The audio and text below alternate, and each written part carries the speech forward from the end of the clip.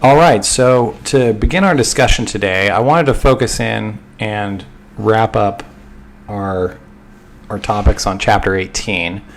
We've covered a lot of what 351 does, and that's really the big picture item for section for that particular chapter. Again, this is focusing in on shareholders who are contributing property and cash to a business and in return receiving stock. So again, this is a corporation section, so we're talking about corporations here and what the tax consequences of them are.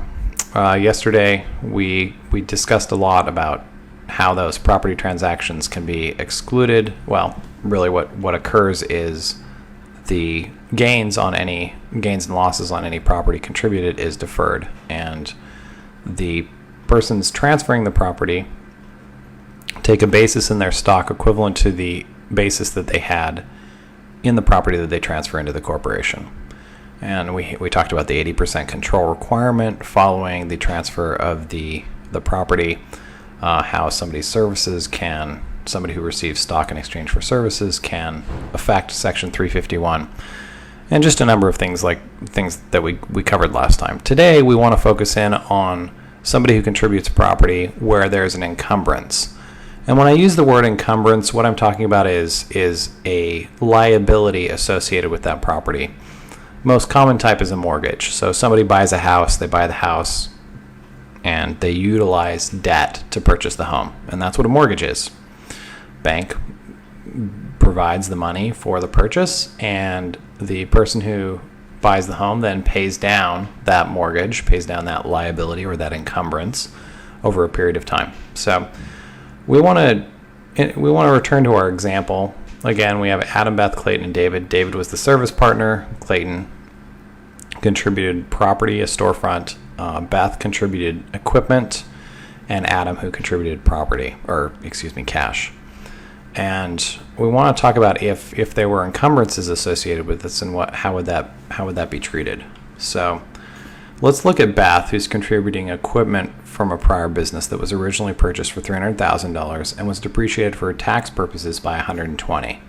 Again, the current fair market value is $200,000, which makes sense. $200,000, which makes sense because she's receiving $200,000 in stock, or at least the assets of the company compared to the percentage of stock she's getting would be equivalent to that. But let's suppose, for instance, and for purposes of this discussion, let's just suspend disbelief a little bit on how much stock she would receive, because that's not really the focus here. The focus here is on what her basis in the stock would be and what the tax consequences would be of her transferring property that is encumbered, property that money is owed against that property. So she took out some cash for some purpose, might have even been just to buy the property in the first place, and took out a loan, and that loan is affixed to the property. It's called a security. It's secured. The loan is secured by the property because if the bank doesn't get paid, the bank can then seize the property, sell it, and get paid that way. So we're talking that's what an encumbrance on a piece of property is referring to. So let's assume the equipment was encumbered with a $100,000 mortgage in this case. Well, the general rule, and let's take a look at that. For the assumption of liabilities, well, first of all, generally speaking, this is equivalent to, because before that was Beth's property, so that was Beth's mortgage. So this is equivalent to the company taking out a $100,000 loan, paying Beth for the property in stock and that cash, and then having it. And then Beth uses that $100,000 loan to pay off the mortgage that's already on the property. You can see how that transaction will be taxed. Otherwise, in another instance, in any other setting, Beth would be deemed to have sold at least half of the property, and then would have to recognize gain on that sale. That was something in addition to transfers of unencumbered property that the Congress wanted to avoid. They wanted to avoid requiring people who transfer property to corporations to have to recognize gains when it's their controlled corporation, similar to under 351. So what's going to happen in this case is liabilities assumed by the corporation in a 351 transfer are not treated as boot for gain recognition pursuant to 357A, but are treated as boot in determining the shareholder's basis. And what does that mean? This actually makes a lot of sense. I know it may look a little confusing up front. But the idea is that, going back to our example, Beth merely transferred,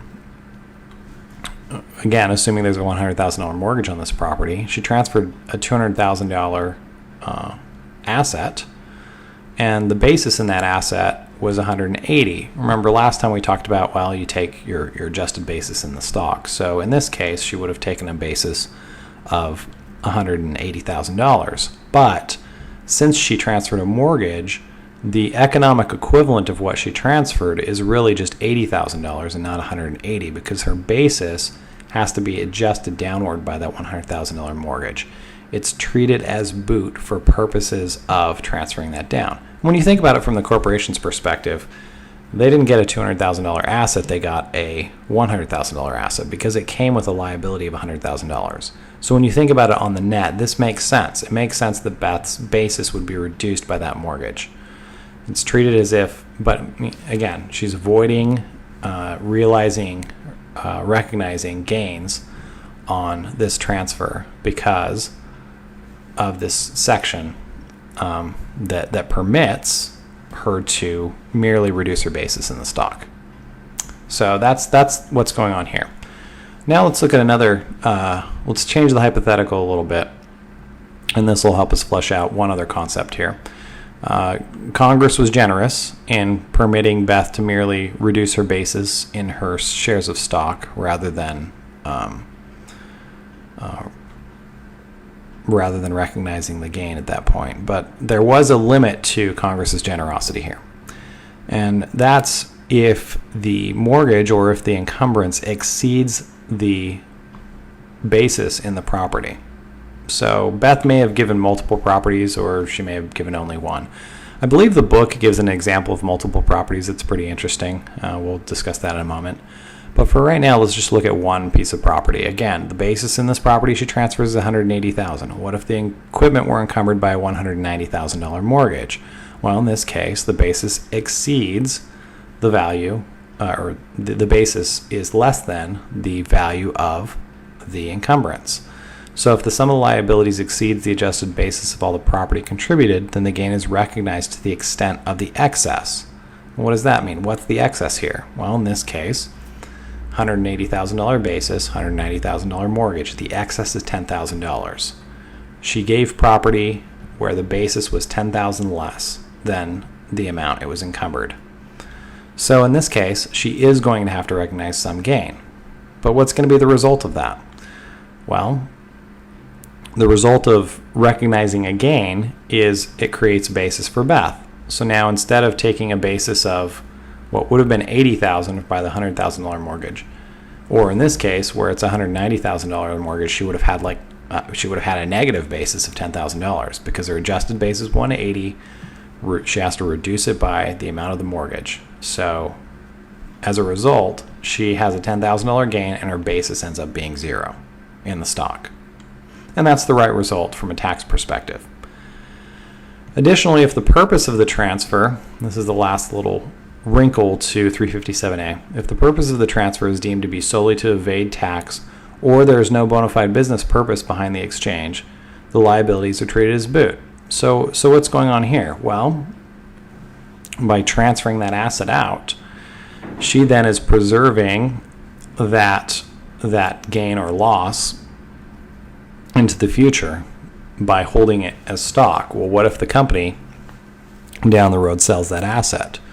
Well, the gains will be recognized within the company, within the corporation. They aren't going to flow through to the owner. So if owners have stock with significant gains if they have property with significant gains, and they know that this company is going to have not insignificant losses, then they might transfer it to the company. The company's happy because, or the company at least doesn't care because they have losses that they can't use anyway. And so you might transfer it into a company and utilize those gains that are inherent in that property against the losses. So in instances like that, you can see how somebody could use that to game the system to essentially hide gains. And then Congress doesn't want that to happen. So if the transfer is deemed solely to evade tax, or there's really no purpose behind the exchange, there's no reason for the company to have this asset, then it might be disallowed. The liabilities would be treated as boot, in which case you may have gains that are recognized to the shareholder. Another issue too is the timing of when those liabilities are taken out. So Congress, once again, did not want people utilizing this. Again, you got to remember that the goal of 357A is to avoid having tax consequences get in the way of the business terms, of business dealings that people would have amongst themselves with corporations. And so what they want to prevent is people utilizing these tax benefits and going hog wild on transfers to simply avoid recognizing gains.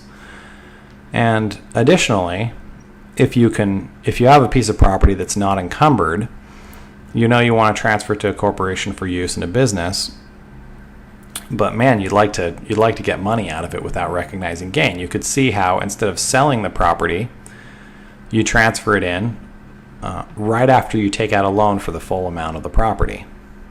Sure, you don't have any basis in your stock in the corporation as a result, but you just actually got cash out of this property. You don't have to worry about paying it back because the company is going to, and it looks an awful lot like you just sold the property. And so when you see an instance where somebody takes an encumbrance out against property right before they transfer it into a corporation, it's going to be highly scrutinized. And this is one of those instances where it's a facts and circumstances test. We aren't going to look at this and say there aren't really hard and fast rules with it. There's case law out there where transfers were made days before the exchange to the corporation, and they were disallowed, and gain was required to be recognized.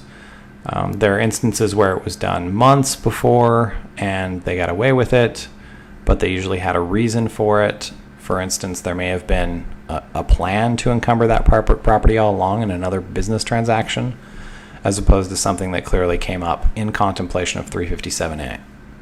And so it's facts and circumstances. If it was deemed to be solely to evade tax, and you look at the evidence around it, then it's not going to fall under 357A. And so once again, you just need to look through and think about what the circumstances are around it. If there's a specific agreement, one other thing that's important for making that determination, if 357A transfer is anticipated at the time when the encumbrance is taken out, then that's going to be something that cuts against the shareholder taxpayer in terms of qualifying for 357A. If there's a specific plan where they know that this property is going to go into this corporation and then they make the decision to take out a loan against it, that's going to be bad. If there really wasn't any plan in terms of what the shareholder was going to do with the property, or it was several years before, then you're really not going to have a problem.